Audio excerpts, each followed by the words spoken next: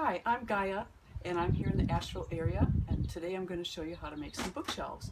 It's not my usual vocation, but I'm really delighted to show you. People have asked me for years how I made them, and I need another 9, so I'm going to finally go ahead and show people how to do it. Before we go into the particulars of making the bookshelves, I wanted to show you what they look like when they're done, so you can see if this is something you want to make for yourself. I'm going to show you 3 places in the house where I have them, and in each place they're quite different. But the bookshelves themselves are the same. Each box here is a bookshelf that we're making. You can see how they're stacked, and so when they're stacked there's like a double thing of wood in between, makes it extremely sturdy. So one of the things you can do is you can stack them like this. This is 6 high. I've had them 7 and 8 high depending on the height of your ceiling. You can also stack them back to back, so there could be 12 more bookshelves behind this facing the other way to create a partition, like a wall between 2 areas. If you had a great big room, that would be cool. One of the things I do in these, in every single one of the boxes, is I put a stick in the back, you know, and I stain it and everything like the rest of the wood. And you can see it go well here. You can see it's not a high grade stick at all. I can't remember what it's called, but you know, I had to sand it some. But put that back there, and that gives strength to the box, stability to the box. But also it allows you to carry each box, each bookshelf, independent of the others without having to take all the books off. So if you had another person on the other side, you're on this side, and you know, you grab the bookshelf, and if you slant it back a little bit, the books will rest against that board that's in the back, and you can just move that bookshelf wherever you need to, out in the middle of the room because you want to paint the wall, or on the truck because you're moving, or whatever you want to do, which is a really nice feature. As you can see in this video, on these 2 bookshelves, that board is actually in the high part, and it's the only 2 bookshelves in the whole house that are that way. And the only reason that's the case is I have a light switch here. There's a ceiling fan and whatnot. I've got a light switch here. And obviously if you have things stacked this way, they're going to fall out. But in any case, it's a nice feature to be able to move your bookshelves whenever you want to by having that stick in the back. So now let's go to another place where you see how I have them stacked a little differently. So here we are in our gathering room, and I want to show you a horizontal application that's kind of neat. If you look over here, we've got 2 of the stacking bookshelves next to each other, stacked 2 up, and they're in front of a couple windows, as you can see. We've got the shades closed because it's pretty sunny out, but these stacking shelves are great in front of windows. As you can see, because they're only a foot wide, they don't take up a whole lot of room. You can put furniture in front of them, but there's plenty of room for plants. And as you can see, we've got our modem and router down here. But one thing that may not be real obvious to you is if you would look down there between the 2 stacks of shelves. You see I have them kind of irregular. The reason is there's a heat vent there. And so when you have stackable shelves like this, you can work around things like that. You can also stack these things like bricks or in an irregular fashion and put little knickknacks in between. There's lots of ways to do it. And there's one more way I want to show you how I'm using it in the other room. So here, this is an application where it's just one bookshelf, and it's a 3-foot long one, and I have it on top of my dresser, as you can see, and it's really been wonderful. I've had it here for years. At one point I had a flat screen TV on top of it, but I don't watch TV enough to warrant that. And so now I just have, you know, a soft light and a few things I can put underneath. And then of course the mirror that I have is to the height that I need it to use it in the morning. So that's also kind of a nice application that you might consider. Here we are on the front porch, which is my workshop. And the first thing I'm going to show you is about the screws, the tools. You're going to be really pleasantly surprised that there's very little you need to buy or have. And I'm going to show you a couple things that I just learned recently, and had I started doing them using them years ago, I would have saved a lot of time. So you're lucky, you're going to get to save them save a lot of time right now. So if you want to pan down here and look at the screws, first of all, generally speaking, wood screws have a kind of a bald neck and if you can see that, a little V kind of shape, and that's so it goes nicely in the wood. The screws I use for this project are 1.25 inches long, and it's 1.25 inch long screws that are number 8 in the width are really nice. They're great to have around. Now the screws that I used are Phillips head screws. Everybody knows what a Phillips head screw is. But the thing is, whereas Phillips head screws may be a lot better than the straight edge ones, a lot better, there are 2 other ones that are much better now that people are using, especially in Canada, but we can get them in our own hardware stores. One of them it's a square head. If you can see that, it's a square in there. And so of course you have to get a bit to fit in there to go in your drill. And it's wonderful because it doesn't pop out as much as it does like in the Phillips. And then there's another one, I don't have an example right now, but before this video is over, I will get a picture and show you the other one. It's called a star.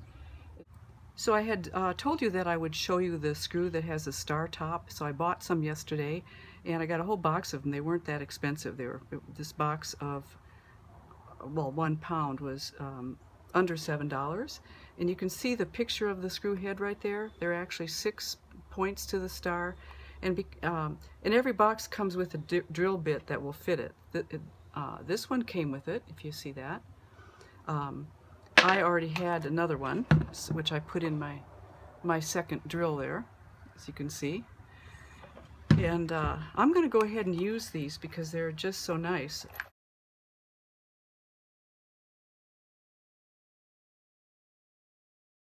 And the other thing I found that I just am so excited is that they now have these bits for your drill that will drill the hole.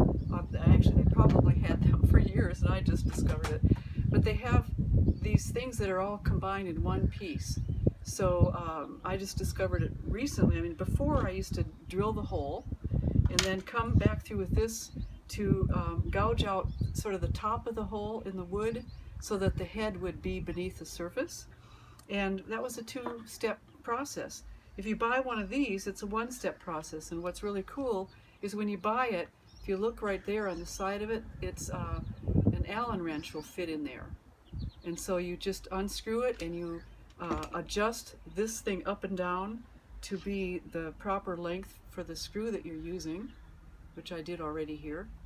And then put it in your drill, and you've got just a 1-step process to put holes in your shelving, and then have a second drill to screw them in so that you don't have to unscrew it all the time in between each shelving unit. And oh my god, that'll go so fast. Look at the wood you're going to need. What I did is I bought 1x8 pieces of pine that you get at your lumber yard or your big home improvement center. Each board here is 1 inch wide, supposedly 8 feet long, so that's the 1x8s. But they're also 12 inches deep. I found that 12 inches is really nice. I've done 10 inches, but 12 I like better. So when you have, part of what's nice is those home improvement stores will actually cut it for you. They'll do 2 at a time, and so I had them cut 6 boards exactly like this, 2 30-inch pieces and 2 12-inch pieces, so that the sides and everything.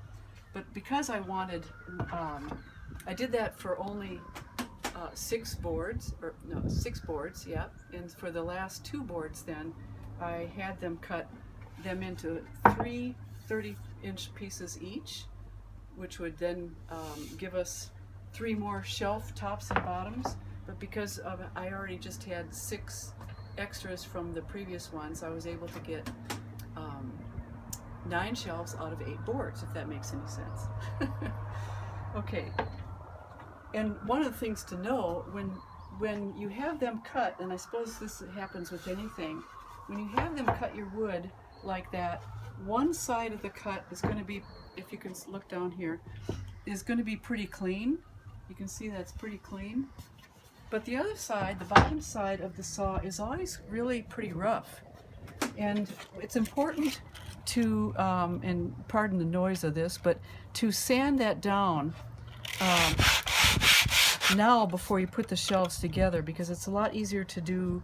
I end up putting the side of the shelves that are the most rough on the inside, because I find that the books really don't mind if, you know, if the wood is a little bit rough, and like this has got some dirt on it. But so and it comes off real easily. And as far as sandpaper, this is really rough sandpaper. It's number 80, and you know, I'm not trying to make something that's just really fine furniture. We're trying to make some bookshelves that are functional and still look good. I mean, I think they still look good, but you don't need to sand it down a whole terribly lot. But you're going to need to sand every one of these. Every one of these boards are going to need it.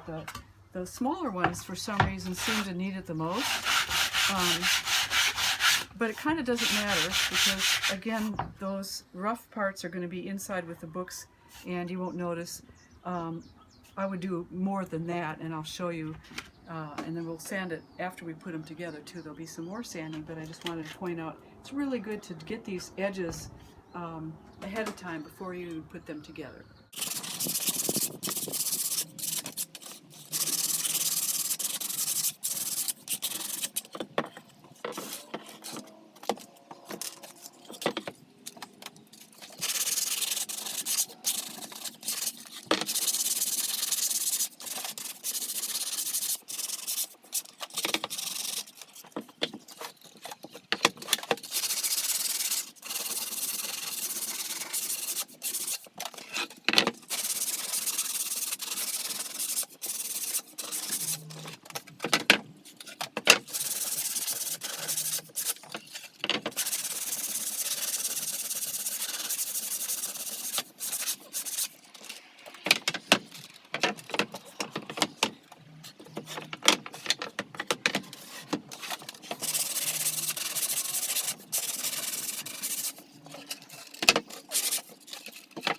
So the other thing I want to share with you before we actually start putting the boards together and everything is this thing that a friend made for me. It's called a jig.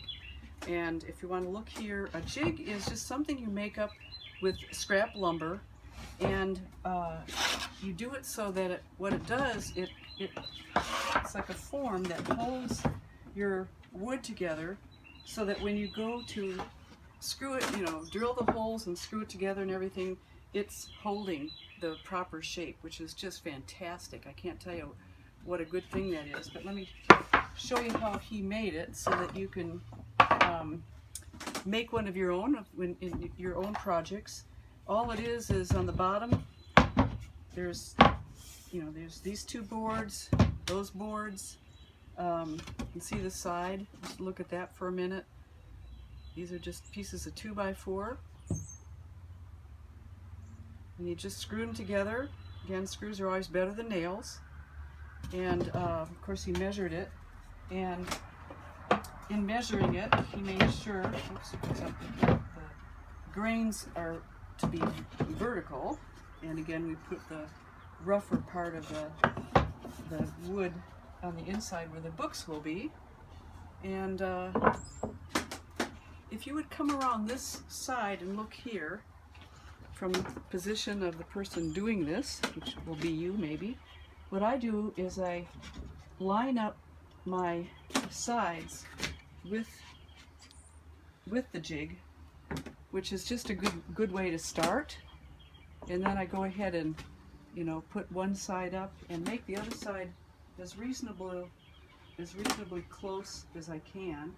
Now, all the boards aren't going to be exactly right. It might be a little warped or whatever. The screws are great at kind of pulling all that together. So that's the jig. That's kind of how it works. And let's go ahead and get started. Okay, so what I'd like to do is I'm going to put 3 screws on either end. So I put the 3 screws down here, the other one's down here. As you can see, I moved my little stack of boards over there. I've got this pretty well lined up. So I take my one drill with a countersink drill bit in it. That was so great. And I don't measure. I mean, some people do. I just go in about an inch from the end, and I'm aiming to, you know, to be about in the middle of this vertical board, and to not go down terribly far. And then I'm aiming to be in about the middle of the board, and the drill bit will get hot.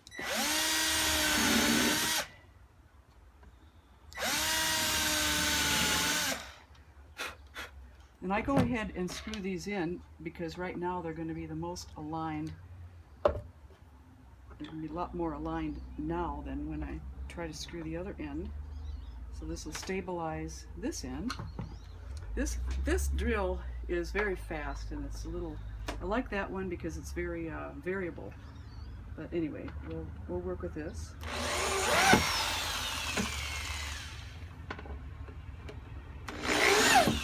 Whoop, see how that goes in?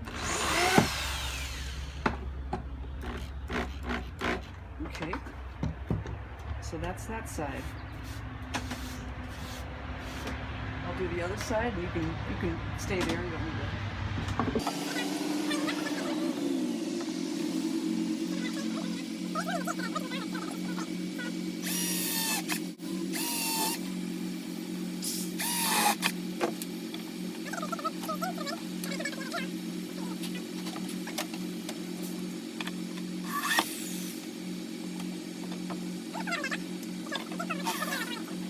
Do some more sanding, and this time it's just to give it a more finished look. You know, if you just have it like this and all the edges are really sharp, it really looks like just somebody went to the lumber yard and threw something together. But if you round the edges, all of the outside edges, it just makes a really nice difference. So we're going to do that, and when I say methodically, what I typically do is I'll sand like the whole top edge first, and then I'm sanding what I can get at from this side, like these two edges and below and the inside and this, you know, outside edge and this inside edge. Then I'll flip the thing over and do it the other side. You'll see it. I just want to say it because once I start sanding, you won't be able to hear me. So I'll go ahead and do that.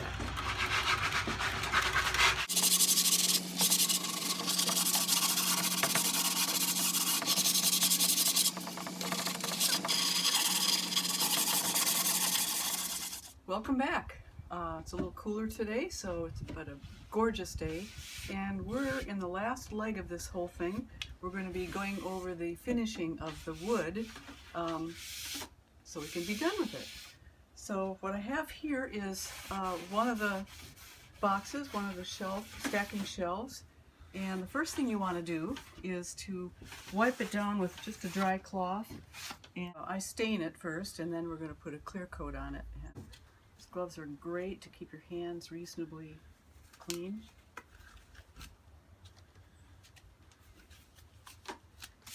Alright, so when you stain, you just use a rag and wipe it on. And what I do is I put the rag that I used in a plastic bag in between, because often you're not going to get all of them done at once. It'll still get hard and kind of dry in there over time, and at a certain point you'll toss it. But this is a good way to just environmentally only use one rag. I have also here, as you might be able to see, a small paintbrush that actually was from some makeup I didn't want. And so sometimes it's nice to have a little tiny brush to get in crevices that you couldn't otherwise get into. Alright, so we've brushed off the wood, so it's all set for us. This here. And while you're staining, just like when you're painting, it's good to first make sure it's nicely mixed ahead of time, and then to mix it throughout the time that you're staining it from time to time. And yeah, so do that. Not a big deal. So take our cute little rag. It's just a piece of old towel that I cut off, and get into the stain here. Press it against the inside of the can and you'll be amazed how easy this is.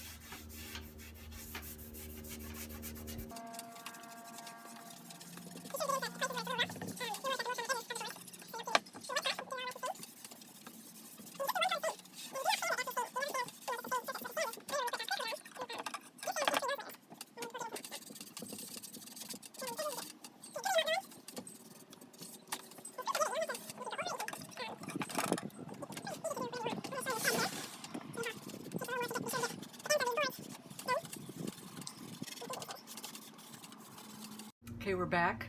Had to take off my sweater. So I realized too during the break that I needed to clarify something, and that is about the sanding. Somebody asked about that sanding. Yes, we did all the sanding we need to do on the bare wood. The only sanding that's done during the finishing stages is literally for that finishing. It's like once you put on the first clear coat, then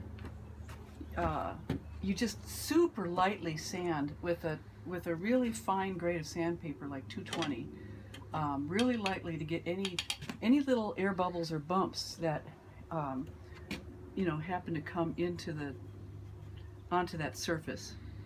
And of course, you wait till it dries and just follow the instructions on the can as to how long you need to wait for it to dry. Again, so what we're going to do here is put a clear coat on. So again, we're going to wipe this down because these shelves have been outside, so there's always an opportunity for pollen or dust or whatever to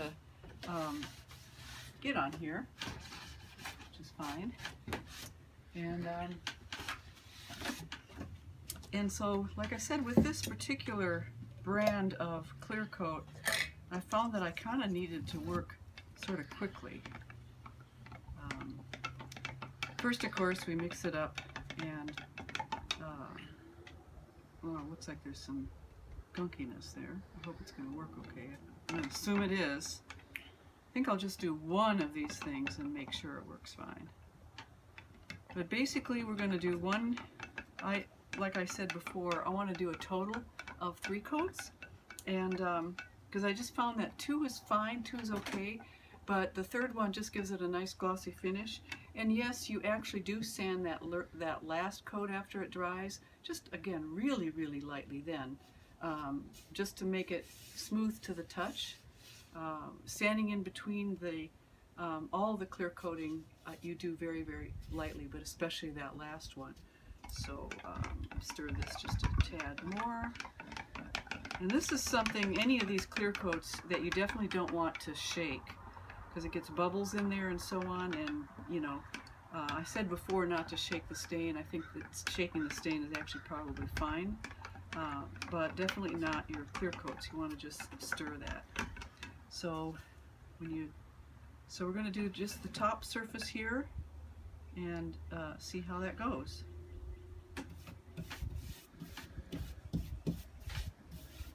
You can see there's lots of bubbles on there anyway. And by the way, in case you're wondering what I have on the table here, the plastic on the table is an old shower curtain. Old shower curtains are great. It's certainly not one I bought. I wouldn't have bought something this pattern or colors, but saving old shower curtains is great. And generally, actually, what I do is I buy good quality shower curtains, and then I can actually wash them in between. I've got a front loading washer, which is very easy on the materials, cloth or plastic that's in the washing machine. And so I have washed and rewashed shower curtains many times, but for those that either I didn't want or ripped or somebody left or whatever, they're wonderful for your craft projects. So that's all I would do with this one. That's a little on the edge here. It's easy to overwork it, it's important to not keep brushing over it. Just go to the next part. I guess we'll do. So the last thing you need to do with your shelves is to put up the back piece on. I bought these 1x2 inch pieces of board that are 8 feet long, and they were really cheap, and I sanded them down, stained them, put coats of clear coat and, you know, sand them down a little bit, and then cut them to size. You can also have the lumberyard cut it to size for you ahead of time, and then you just have to paint each stick separately. But I went ahead and did it this way and cut it. I have a jigsaw, so that was easy enough. As you can see on this shelf, which I actually made years ago, the brace on the back is on the very back. You could also cut the boards a little bit shorter so that they're inside on from end to end. And with a 12-inch wide shelf, that would work really fine. This one's 10 inches wide only, so I'd put it on the back side, and that works really well. So if you, either way, you put two screws going this way or two screws going that way, and you're basically done. And the reason I have this cassette here is I had put a cassette on either end to measure it. It was just an easy way to have it be equal on either side, and a nice way to use an old cassette. So thank you for joining me and for watching this video. I hope you got something out of it. Hope you make your own shelves and that they're beautiful. And if you like this video, please like it at the bottom. That would be helpful to me and to Living New Stories. So thank you very much. Good luck.